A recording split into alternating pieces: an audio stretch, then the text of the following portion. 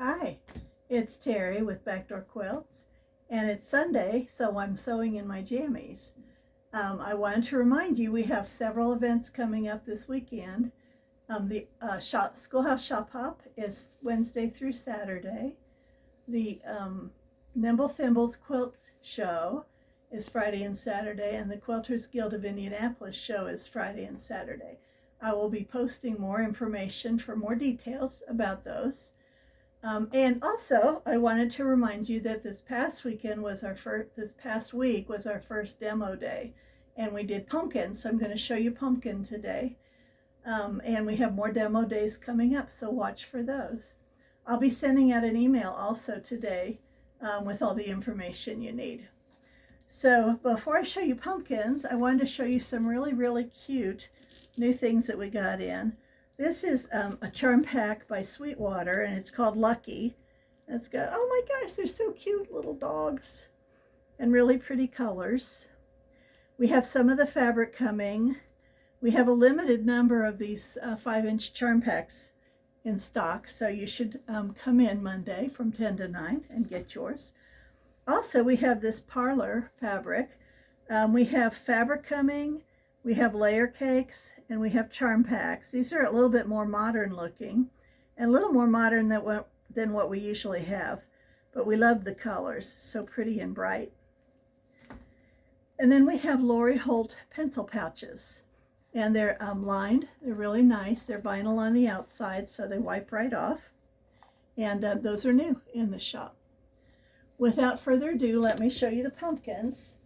I have been showing you Lori Holts papers for a while now, starting in January. The pumpkins are the latest, and I had briefly shown you not very long ago, but I was going to do more step by step. So the papers, there's 42 in the package, and you're going to be cutting 3 fabrics at a time. So there's enough in here to do 3 layer cakes if you wanted to do a bigger quilt. You take 1 sheet and 3 layers of fabric, and iron this to the top layer. It has a freezer paper back, so it sticks to the top layer. Then you cut it apart on the lines, and it doesn't particularly matter what order you cut them in, other than cutting this one first. So you cut it all apart, and then you switch the fabrics around. See, this would have been like this. You switch the fabrics around so it looks like a pumpkin. Then you sew, put this up a little, you sew these 3 pieces together.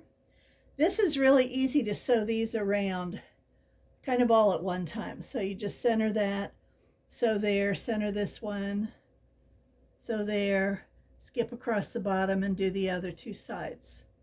It goes really fast, about like the tree. So those 2 are the fastest ones to do. Then after you press the pieces, sew these together.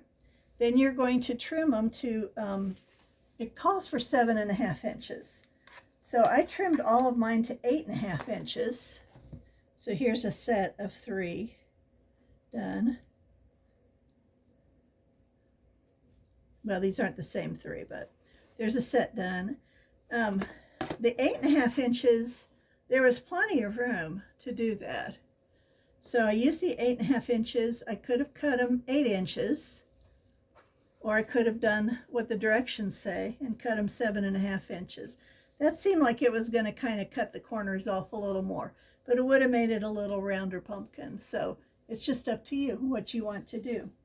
Before I trimmed these to size, I used best press on the piece since I was going to trim it. I normally don't starch pre-cuts, and I don't normally starch blocks that are already sewn together. But this one I wanted to sew just a little bit of starch, so I used the best press, and obviously I buy it by the gallon and then put it in a spray bottle. But we do have smaller sizes with spray bottles. So that's what I use for that. Then let me move these out of the way. Then I sewed these together. And when I did, and I was pressing them, what I found was when I would try and press it, I was bunching up all the other seams too. So I remembered that I have this wool press bar, and that made it really easy to put this on, press it, and then I didn't mess up all the other seams. Every time I did this before I got out the press bar, at least 3 or 4 of the other seams were messed up. So I'm using the press bar to do that. I also am using the little alphabetties. I have aqua, of course, to match my room, but it comes in other colors as well. It has 1, 2, 3s and ABCs, and I use that to mark each of the rows, and that helped me keep track of it pretty well. This is one of the few that has sashing, and it only has sashing on the bottom of each row. So I'm putting it on the bottom of each row, and I'm putting it on the top and the sides, and then I'm going to decide between the big print. So we've got a big gold, a big black, a big cream, a big purple, and I think a pink. Yeah, big pink. So I'm going to decide which of the colors I want to use for the outside border. Then I'm also going to use this tan color for the binding. The binding, I've pre-cut it and didn't do any starching with it before I cut the other pieces out. So you can see it's soft and drapey. To starch, when I really want to starch stuff, I'll use Teri Magic and have it about half and half with water. Put it in a spray bottle. I marked it starch. And it does a really good job of standing practically by itself. It's really stiff. And I like that for the pieces that I'm sewing together. Especially if I'm doing any diagonal seams and not using pre-cuts, I'll use the Teri Magic and starch everything. I like it starched really, really, really strongly. So there's the pumpkins for you. If you have a vote on which color that I should use for the border, put it in the comments. And otherwise, we are going to decide on Monday, and I'll let you know what we decide if we don't get all your votes. See you later. Bye-bye.